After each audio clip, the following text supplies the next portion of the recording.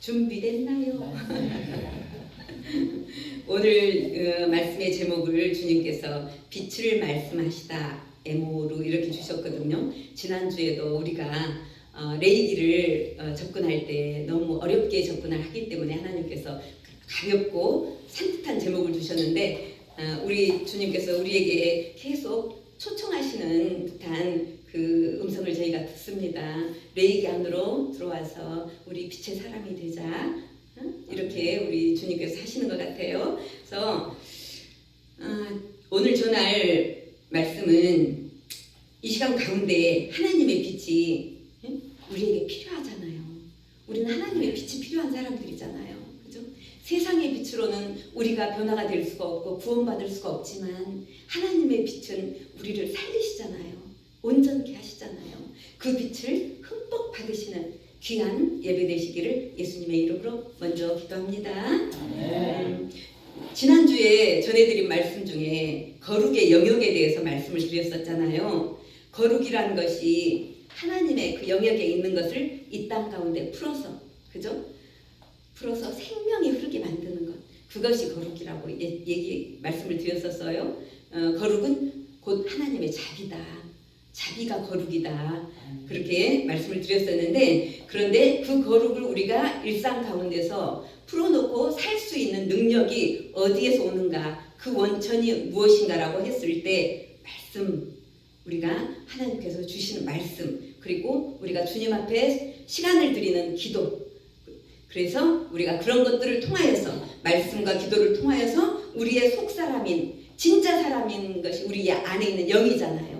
그 영이 채워져야지 그 거룩한 삶을 살 수 있다라고 그때 나누었습니다. 그리고 거룩의 실제적인 형태에 대해서도 잠시 나누었었는데, 안식일을 지키는 것이 거룩하다. 하나님 그렇게 말씀하셨잖아요. 그리고 성소를, 하나님 계신 성소를 귀하게 여기는 것이 거룩하다. 또 부모님을 경외하는 것이 거룩한 것이다. 또 노인을 공경하는 것이 거룩한 것이다. 그리고 이웃을 사랑하고 정결한 삶을 사는 것이 거룩한 것이다 라고 하나님이 우리에게 그렇게 가르쳐 주셨었어요. 오늘 나눌 토라포션은 레위기 21장에서 24장까지 말씀인데요. 이 내용을 히브리어로 에모르라고 해요. 에모르. 우리말로 말씀을 드리면요, 말하라, 이르라 이런 뜻이에요. 이르라 이런 뜻인데, 그래서 오늘 이 말씀 뭐냐면요, 에모르라는 것은 하나님께서 직접적으로 말씀하시는 거예요. 공식적으로 말씀하시고 구체적으로 말씀하시는 것을 에모르라고 그렇게 표현을 합니다. 하나님께서 아론의 자손인 제사장에게 말하여 이르라, 오늘 본문에 그렇게 되어 있잖아요. 말하여 이르라, 그 이르라가 에모르라는 거예요. 그러니까 하나님께서 직접 지금 구체적으로 말씀하고 계시는 것인데, 이것을 이제 모세에게 명령을 하시고 모세가 아론에게 전하는 그런 과정이 있었던 거예요. 그래서 다시 말씀드리지만 이르라, 이것이 말하라, 이것이 에모르라고 말씀을 드렸어요. 그러면서 성전 예배에 대해서, 성전 예배에 관한 명령들을 지금 열거하고 계세요. 구체적으로 말씀을 그 성경 가운데 있는 것이 무엇이냐면은, 먼저 제사장들은 죽은 자를 만지지 말라고 되어 있어요. 죽은 시체를 만지지 말라. 또 제사장들의 결혼에 대해서도 언급을 하셨어요. 그런데 우리가 계속 제사장 그러잖아요. 구약의 제사장 그렇게 말씀을 드렸는데, 구약 당시 제사장이 어떻게 될 수 있었는지 우리가 좀 알고 지나는 것도 좋을 것 같아서 잠시 나누도록 하겠습니다. 우리가 하나님을 부를 때 이스라엘 사람들은 그렇게 불러요. 아브라함과 이삭과 야곱의 하나님 이렇게 꼭 불러요. 그 3대를 꼭 부르거든요. 그런데 아브라함과 이삭과 야곱의 하나님 하는데, 그 야곱의 아들들이, 야곱이 아들을 낳았는데 그 아들들이 12지파를 낳았어요. 12지파를, 그런데 12지파가 모두 다 제사장이 된 것은 아니었어요. 그것은 뭐냐면요, 야곱이 첫째 아내 레아 그러니까 야곱의 첫째 아내 레아가 있었잖아요. 야곱은 엄청 라헬을 좋아했지만 하나님은 레아를 정실 부인으로 만드셔가지고 레아로부터 난 자녀 첫 번째 아들이 르우벤이었어요. 두 번째 아들은 시므온, 그 다음에 세 번째 아들이 레이였거든요. 이 레이의 자손에서 제사장이 나오는 거예요. 그런데 야곱의 셋째 아들 레이의 후손, 그 중에서도 레이의 증손자였던 아론과 그의 자녀들만이 제사장이 될 수가 있었어요. 그 과정이 민수기 17장 1절에서 10절까지 나오는데 여기에 보면은요, 하나님께서 12지파, 야곱의 12아들이 있었다 그랬잖아요. 12지파를 만들었다 그랬잖아요. 12지파의 각 우두머리의 이름을, 그 지휘관들의 이름을 지팡이 하나에다 각자 이름을 쓴 것이죠. 쉽게 얘기해서 여기는 누구, 여기는 누구, 쭉 썼는데, 그래서 지성소 안에 성소 있고 지성소 있다 그랬잖아요. 지성소 안에 법궤 앞에다 하나님이 두라고 그러셨어요. 민수기 17장 5절에 보면은 하나님께서 하신 말씀이 그래요. 내가 택한 자의 지팡이에는 싹이 나리니, 이렇게 말씀을 하셨어요. 그러니까 제사장으로 택한 자녀의 지팡이에만 싹이 날 것이다, 이렇게 하나님 말씀하셨던 것이죠.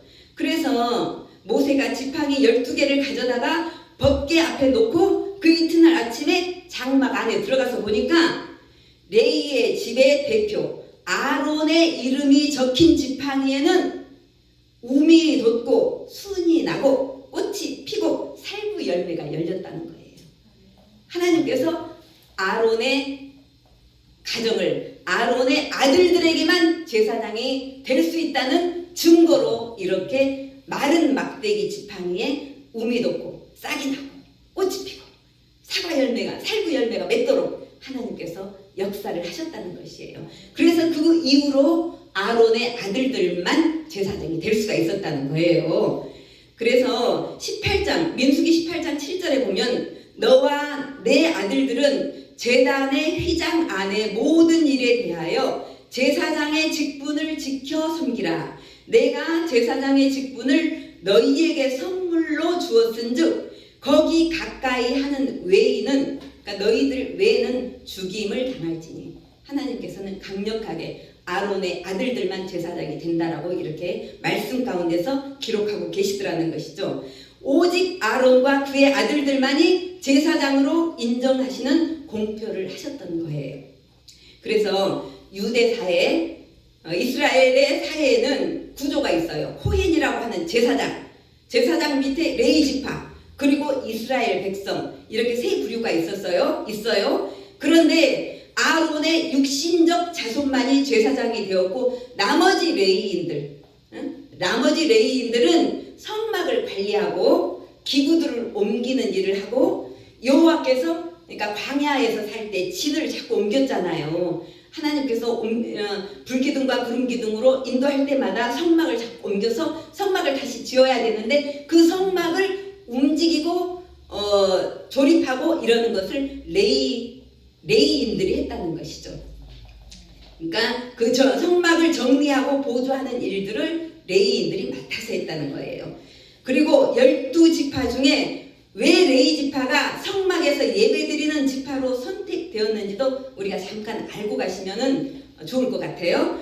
레위 지파는 다른 12지파 중에서 레위 지파만은 이스라엘이 국가적인 위험을 당했을 때 여호와 하나님을 향한 충성심이 남달랐다는 거예요. 12지파 중에서 이 레위 지파는 본래 태생적으로 이스라엘이 어려울 때 하나님 앞에 더 충성을 드렸다는 것이죠. 예를 들어 우리가 그 이스라엘 사람들이 금송아지 사건 있잖아요. 금송아지를 만들어 놓고 섬길 때도 레위 지파 사람들은 금을 거두는데 반대를 했대요.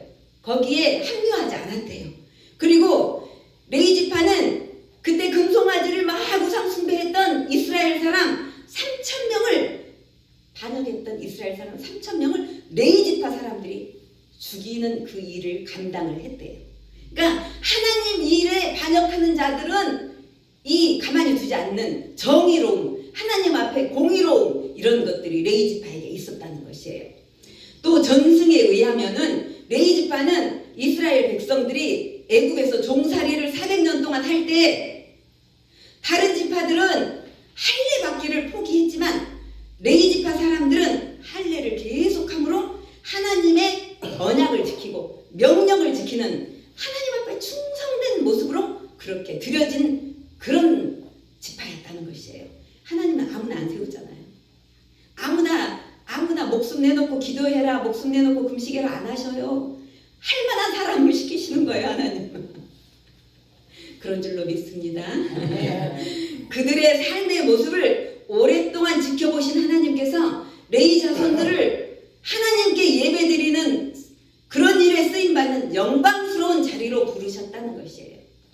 그러니까 지금 우리가 어떤 중심으로 이 예배를 드리고 있는지, 그리고 어떤 마음을 가지고 하나님을 예배하는지, 하나님 앞에 살아가는지, 이것을 다 보고 계신다는 거예요, 하나님은. 그죠? 그래가지고 하나님의 계획을 세워가세요. 한 사람 한 사람의 모습을 바라보면서. 레위 지파가 충성을 들여서 성막을 봉사하게 만들고 성전을 섬기는 제사장을 그 레위 지파에게 맡겼던 것처럼 우리가 주님 앞에 충성을 드리고 전심을 올려드렸을 때 하나님은 우리를 향한 계획을 이루어 가신다는 것입니다. 할렐루야. 믿으시기 바랍니다.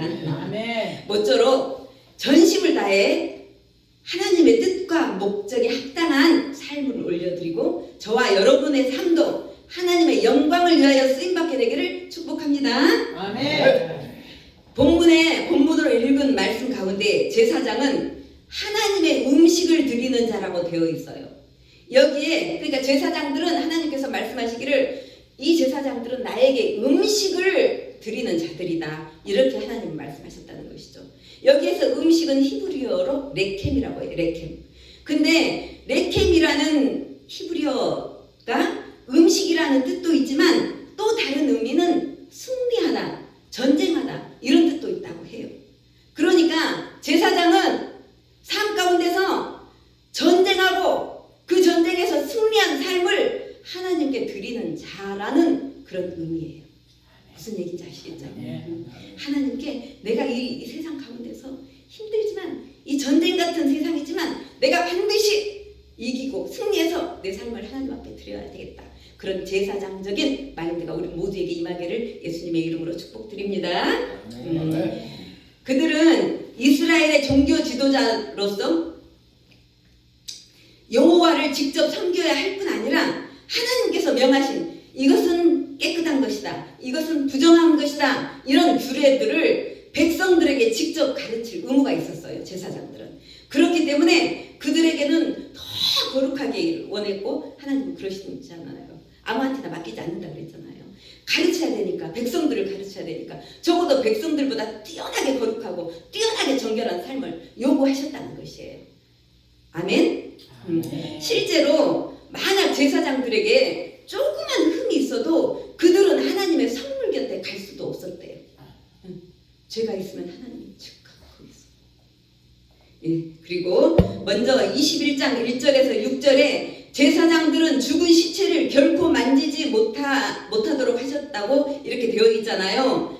왜 하나님께서는 죽은 시체를 만지지 못하게 하셨을까라는 것을 우리가 생각해 볼 때 하나님 창조 질서 안에 죽음은 없었어요. 하나님은 죽음을 만들지 않으셨어요. 그런데 죽음이 어떻게 들어왔어요? 인간들의 범죄와 타락으로 인해서 죽음이 들어온 거예요. 그래서 하나님께서는 죽음을 하나님의 저주의 결과로, 저주의 상징물로 죽음을 바라보고 계셨다는 것이죠. 그래서 거룩해야 될 제사장들은 결코 죽음의 자녀물인 시체, 죄의 자녀물인 시체, 절대로 만질 수가 없었다는 거예요. 하지만 그런 제사장에게도 시체를 만질 수 있는 예외 조항이 있었다는 거예요. 다른 사람 절대 죽은 시체를 만지지 못하지만 제사장 자신의 고륙 지친, 그러니까 부모님, 그리고 자기 자녀, 형제, 시집까지 아니한 자매, 그리고 그리고 아내가 죽었을 때는 그 시체에 접촉하는 것을 하나님께서 허락하셨다는 거예요. 이 부분이 우리에게 무엇을 의미할까 생각해 보면은요, 우리 성도들에게 가장 중요한 것은 먼저 하나님의 나라와 의를 구하는 것이잖아요. 하나님의 나라와 의를 구하는 것인데, 그것이 가정에 대한 사랑과 책임을 외면하고 우선될 수가 없다는 거예요. 아까 우리 마니 목사님이 영상 틀어주셨는데 그거 보면서 또 깜짝 놀랐어요. 하나님께서 가까이 있는 사람들에게 먼저 사랑을 베풀어라 그러시잖아요. 그래서 하나님은 가정 가운데서, 형제 가운데서 먼저 사랑하라, 이 말씀을 지금 이렇게, 그러니까 고륙지친의 시체는 만져도 타인의 시체는 제사장들은 만들지 마라, 이런 규례가 있었다는 거예요. 그래서 하나님께서 원하시는 것은 성도들이, 이런 성도들도 계시는 것 같아요. 그러니까 하나님이 이런 말씀을 쓰셨겠죠. 나는 오직 하나님만을 위해서 살아. 나는 하나님만을 사랑하고 하나님만을 위해서 살 거야. 이러면서 자신의 가정은 돌보지도 않고, 자신의 이웃들에게는 냉랭하고, 형제 자매에게는 무정하게 대하고, 이렇게 사는 성도의 모습을 하나님은 바른 모습이다라고 평가를 하지 않으신다는 거예요. 아멘. 그러니까 가족도 형제도 사랑하지 않고 돌보지도 않으면서 오직 나는 하나님만을 사랑합니다, 그렇게 말하는 그런 성도, 그런 행동에 하나님은 속지 않으신다는 거예요. 무슨 뜻인지 아시겠죠? 내 가족, 내 형제들을 잘 살피고 이웃에게 사랑을 베푸는 것이 발전하여서 하나님을 사랑하는 사랑으로까지 연결된다는 것이에요. 근본적으로 가족과 이웃도 사랑하지 못하면서, 돌보지 못하면서 하나님을 사랑한다고 말하는 것은 무언가 앞뒤가 맞지 않는다라는 그런 말씀을 지금 전해드린 거예요. 죽은 자의 시체에 접근하지 못하던 제사장들이 자기 가족들의 시체만큼은 만질 수 있도록 하나님께서 허락하셨다는 것을 우리는 이렇게 풀어서 이해를 해봤습니다. 그리고 또 이거는 일반 제사장들. 근데 모든 제사장들의 대표 제사장이 있잖아요. 그죠?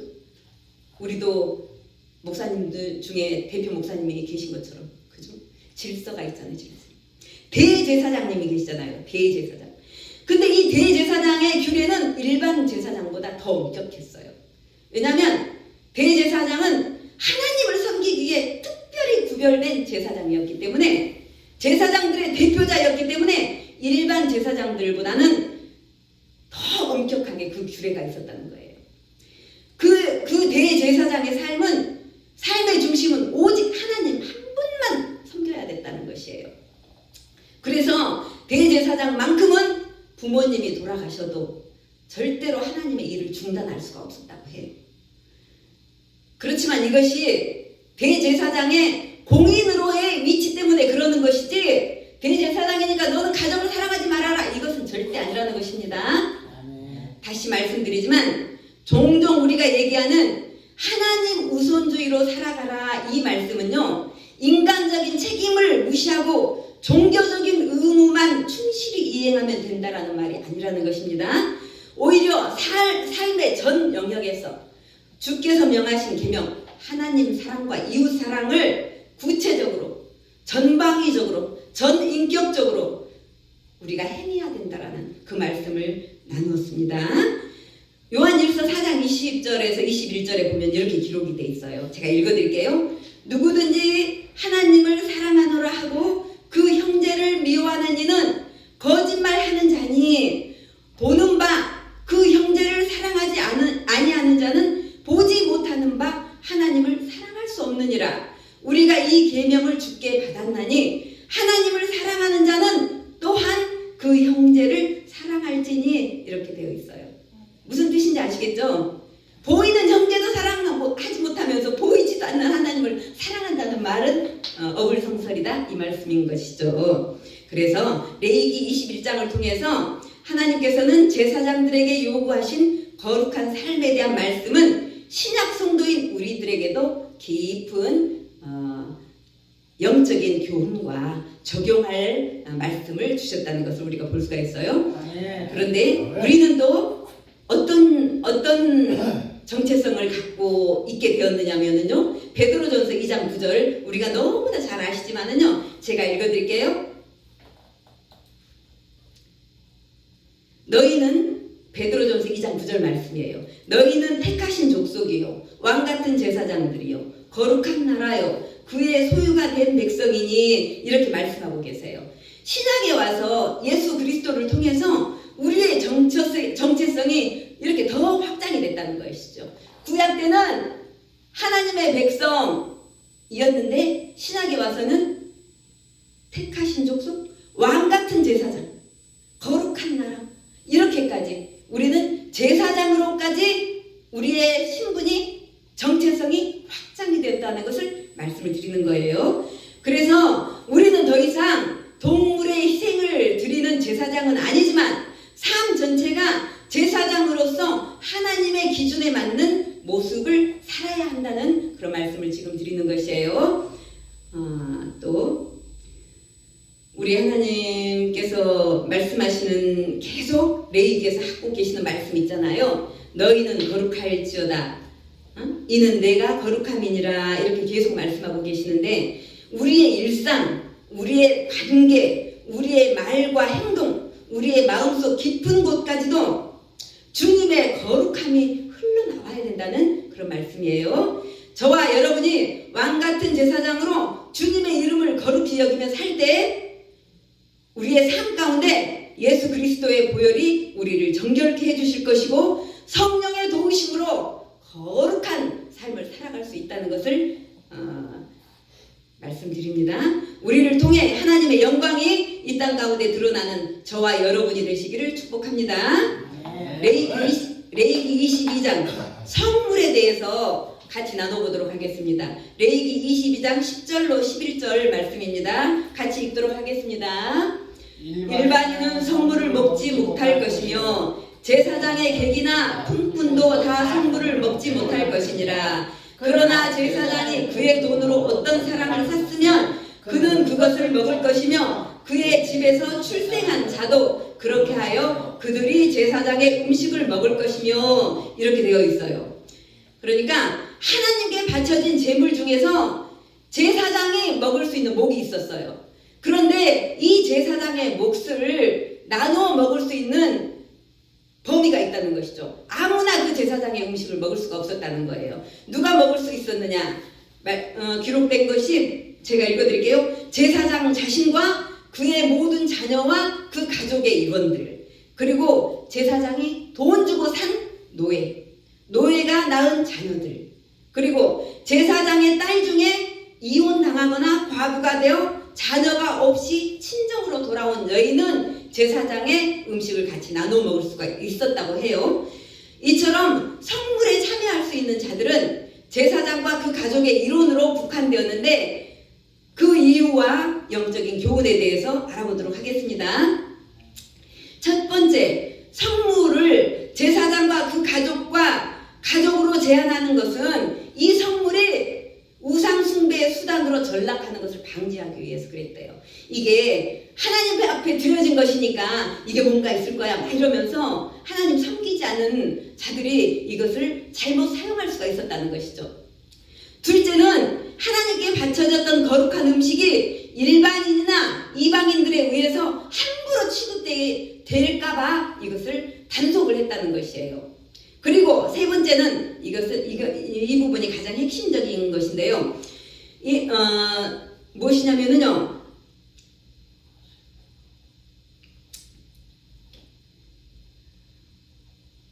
제사장이 돈 주고 산 자는 이 제사장의 음식을 같이 먹을 수가 있었어요. 값을 지불하는 것. 그러니까 무슨 생각이 나요? 우리를 위해서 누가 값을 지불하셨어요? 예수님께서 값을 지불하셨잖아요. 그러니까 그때 당시에도 제사장이 돈 주고 값을 지불한 사람은 제사장의 음식을 같이 먹을 수 있었던 것처럼, 우리 예수님께서 값을 지불한 우리는 예수님의 음식을 같이 먹을 수 있다는 것이죠.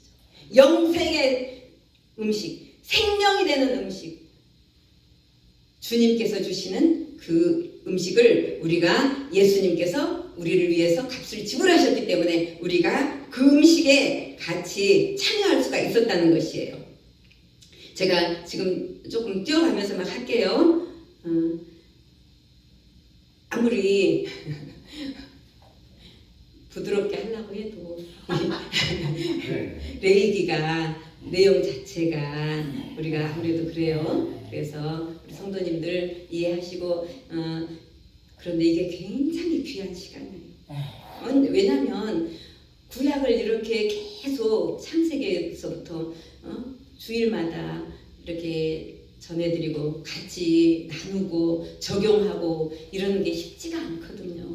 이런 기회가 다시 있을지 모르겠어요. 그러니까 집중하셔서 들으시면서 이 안에서 하나님께서 나에게 무슨 말씀을 하시는지 찾아보시는 그런 은혜가 임하시기를 축복합니다. 레위기 이제 23장으로 넘어가서 말씀드려볼게요. 레위기 23장 1절로부터 3절 같이 합독하시도록 하겠습니다. 여호와께서 모세에게 말씀하여 이르시되 이스라엘 자손에게 말하여 이르라. 이것이 나의 절기들이니 너희가 성회로 공포할 여호와의 절기들이니라. 엿새 동안은 일할 것이요 일곱째 날은 쉴 안식일이니 성회의 날이라. 너희는 아무 일도 하지 마라. 이는 너희가 거주하는 각처에서 지키를 여호와의 안식일이니라. 아멘. 이제 절기에 대해서 하나님께서 말씀하셨어요. 이 절기는 단지 구약시대 유대 민족의 역사적인 기념일만은 아니라는 거예요. 왜냐하면요, 이는 하나님의 백성으로서 우리가 누구인지 어떤 삶을 어떻게 살아가야 되는지를 기억하게 하는 거룩한 하나님의 리듬, 하나님의 시간표, 하나님의 일하심, 그것이 절기라는 거예요. 그래서 절기는 하나님의 시간표인데요, 하나님께서 레위기 23장 2절에 이렇게 말씀하셨어요. 이는 너희가 공포할 여호와의 절기들이니 곧 너희가 성회로 삼을 여호와의 절기들이라. 이렇게 말씀하시는 게 무엇이냐면요, 중요한 표현이 여호와의 절기라는 거예요. 여호와의 절기. 절기의 중의는 우리들이 아니라는 거예요. 여호와. 하나님이시라는 거예요. 그래서 하나님은 창조 때부터 시간을 구별하셨고 절기를 통해서 그분의 시간 안으로 우리를 계속 초청하고 계셨다는 것이죠. 주님 도와주시옵소서. 성령님 저희들에게 아버지 임재하여 주셔서 기도가 절로 나옵니다. 주님, 세상은 끊임없이 바쁘고 불안정하지만 하나님은 절기를 통해서 우리에게 쉼, 안식, 그리고 하나님이 하셨던 일에 대한 기억, 그리고 회복, 그리고 앞으로 있을 일에 대한 기대, 이런 것들을 우리에게 주시는 것이 절기라는 것이에요. 그래서 이 절기들은 하나님 나라의 시간표이며 그분의 뜻과 계획 속에 우리가 살아가고 있음을 보여주는 것이에요. 그래서 절기는 하나님의 은혜와 구원을 기억하게 한다는 것이에요.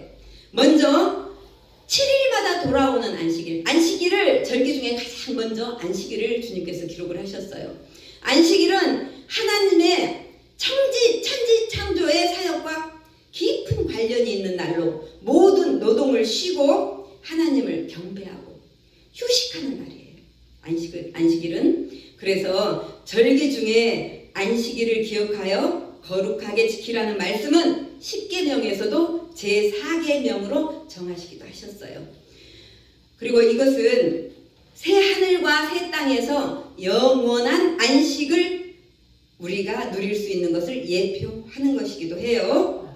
그리고 유월절과 무교절은 출애굽의 구속을 기억하게 만들고 또 구원의 감격을 기억하게 하는 절기예요.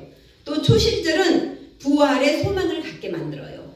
첫 열매를 하나님께 드리는 절기가 초실절인데, 초실절에 우리 예수님께서 부활하셔서 첫 열매가 되셨던 거예요. 그리고 오순절은 77절이라고도 하는데 성령 강림의 날이었어요. 이날은 신의 산에서 율법을 받은 날이기도 했고, 사도행전 2장에 보면은요, 성령이 임하시고 복음이 전파되어서 교회의 시작이 된 날이기도 해요.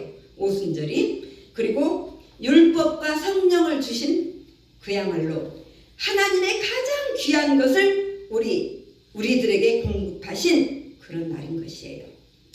그리고 나팔절과 속죄일을 통해서 우리가 깨어서 회개하고 용서하는 날로 예수님의 대속을 감사하며 더 거룩한 그리고 정결한 자리로 나아가게 하는 것이 나팔절과 속죄일이라는 것이에요. 마지막으로 초막절은 본향을 소망하게 하며 광야의 보호와 인도하심을 감사하며 기억하는 날이 초막절이라는 거예요. 지금도 하나님께서는 우리의 삶 속에서 구속사의 시간표를 따라서 일하고 계시는 것을 우리는 기억하고 계셔야 합니다. 아멘. 오늘날 우리는 이 절기들을 통해서 예수 그리스도께서 완전한 구속 사역을 하셨다는 것을 더 깊이 깨달을 수가 있었어요. 절기를 지킨다는 것은 단지 전통을 따르고 단지 그것은 유대 민족의 그들만의 절기야가 아니라 우리에게 주신 하나님의 시간, 하나님께서 우리에게 주신 기억하고 따라야 될 하나님의 시간표라는 것을 우리가 되새기면서 그 은혜에 감사하고 순종하며 응답하는 저희들 되기를 원합니다. 그리고 절기는요, 하나님께서 이 절기를 성회로 모이라고 했어요. 절기 때마다 다 모이라고 하신 것이죠. 그러니까 개인적인 경건 시간이 아니라 온 공동체가 모여서 하나님 앞에 나아가는 날이었다는 것이에요. 그래서 절기는 공동체의 신앙을 회복하고 세속적으로 시간에 무너진 백성들의 영성을 다시 세우는 기회가 되었다는 것이에요. 절기를 지킴으로 우리는 다시 하나님 중심의 삶으로 돌아가고 하나님 백성으로서 정체성을 붙들기를 예수님의 이름으로 축복드립니다. 아멘. 아멘. 근데 이걸 안 할래 안 할 수가 없는데 한 가지만 더 하고 넘어가도록 하겠습니다. 레위기 24장 2절 같이 읽도록 하겠습니다. 이스라엘 자손에게 명령하여 불을 켜기 위하여 감람을 찌어낸 순결한 기름을 내게로 가져오게 하여 계속해서 등잔불을 켜둘지며 이렇게 돼 있어요. 하나님께서는 감람 기름으로 끊이지 않게 등불을 밝히라고 하셨어요. 이 등불은 그런데 단순하게 조명불이 아니에요. 조명이 아니라는 것이죠. 이 등불은 하나님의 인재와 말씀 그리고 백성들의 믿음의 상태를 상징한다고 볼 수 있다는 거예요. 신약 마태복음 5장 14절로 16절까지 보면은요, 그 중에 예수님께서 말씀하신 것이 있어요. 너희는 세상의 빛이라 이렇게 말씀하셨어요. 하나님의 백성들은 세상 속에서 꺼지지 않는 등불처럼 살아가야 된다는 것이에요. 꺼지지 않는 등불처럼 너희는 살아가야 된다. 그래서 우리 믿음이 일회성이 아니라 지속적이 되어야 된다. 이때는 믿음이 좋고 이때는 믿음이 떨어지고 이렇게 되어서는 안 된다는 것이죠. 끊임없이 감람류로 등불을 밝히는 것처럼 우리 믿음이 견고하게 주님 앞에 드려져야 된다는 것입니다. 매일의 삶 속에서 기름으로 채워져야, 그 기름이 뭐예요? 기도, 말씀, 성령, 이것을 기름이라고 우리가 표현할 수가 있어요. 그런 기름으로 채워져야 우리들의 삶이 꺼지지 않는 등불이 될 수가 있다는 거예요. 아멘. 아멘. 24장 8절에 안식일마다 이 떡을 여호와 앞에 항상 진설할지니 이는 이스라엘 자손을 위한 것이요 영원한 언약이니라 이렇게 되어 있거든요. 이 구절은 성막 안에 진설병, 떡, 제사드린 떡에 대한 규례를 말씀드리는 거예요. 그런데 이 떡은 단순히 떡만이 아니었던 거예요. 음식의 떡만이 아니라 하나님과 이스라엘 백성 간의 언약 관계를 상징하는 중요한 의식이었다는 거예요. 그러니까 먼저 하나님의 임재와 공급을 그 떡이 의미하고 있었다는 것이에요. 떡은 성소 안에 상위에 늘 놓여 있었어요. 이는 하나님이 항상 이스라엘과 함께 하신다는 그런 그런 의미였다는 것이죠. 아멘. 그리고 떡은 생명의 양식으로서 하나님이 자신의 백성들을 위해서 끊임없이 공급하신다는 것을 그 떡이 상징했다는 것이에요. 아멘. 그리고 이스라엘 백성도 하나님께 감사를 표현한 상징으로 매 안식일마다 7일마다 그 떡을 새로 만들어서 하나님 앞에 올려드렸다는 것이에요. 그런데 왜 안식일마다 그 떡을 다시 진설하게 하셨을까요? 왜냐하면요, 안식일은 하나님과 이스라엘 사이에 언약을 기념하는 날이기 때문에 그랬다는 거예요. 그래서 이 날은 떡을 새롭게 진설함으로 하나님과의 관계를 지속적으로 기억하고 새롭게 다지는 그런 의미가 있었다는 거예요. 하나님의 백성은 하나님 중심으로 살도록 부르심을 받았기 때문에 안식일마다 떡을 받고 올리는 것은 그런 중심을, 삶의 중심을 하나님 앞에 드리는 것과 같았다는 것이에요. 안식일마다 진설하라는 명령은 하나님과 이스라엘 사이에 지속적인 언약 관계를 기억하고 유지하기 위한 상징적인 행위였다는 것이에요. 아멘. 이는 그래서 단지 종교적인 의무가 아니라 하나님의 임재, 하나님의 공급하심에 대한 은혜, 그런 것에 하나님의 모든 것에 대한 감사와 믿음을 표현하는 그런 중요한 예배의 모습이었다는 것이에요. 안식일마다 진설하는 떡을 우리 예배에서도 찾아볼 수 있을 것 같아요. 우리가 주일마다 이런 예배를 드렸으면 좋겠어요.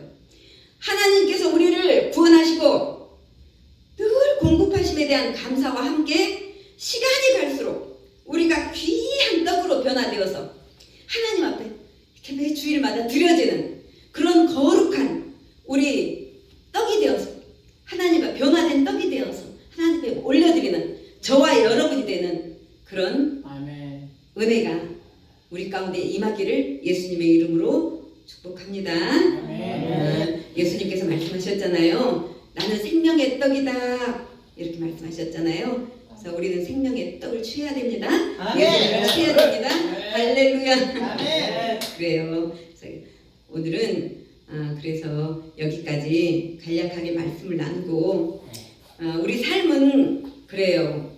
끊이지 않는 등불처럼 진설병처럼 하나님 임재 안에서 거룩하게 교제하며 자신을 올려드리고 하나님의 자녀답게 거룩하고 순결하게 그렇게 살아가십시다. 아멘. 기도하겠습니다.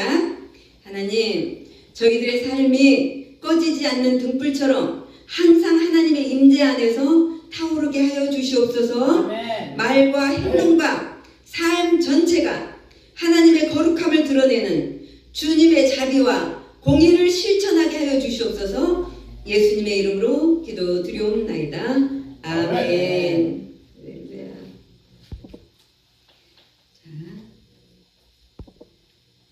자, 이제 그만하시면 돼요. 어떤 걸 눌러야 되나? 빨간 거.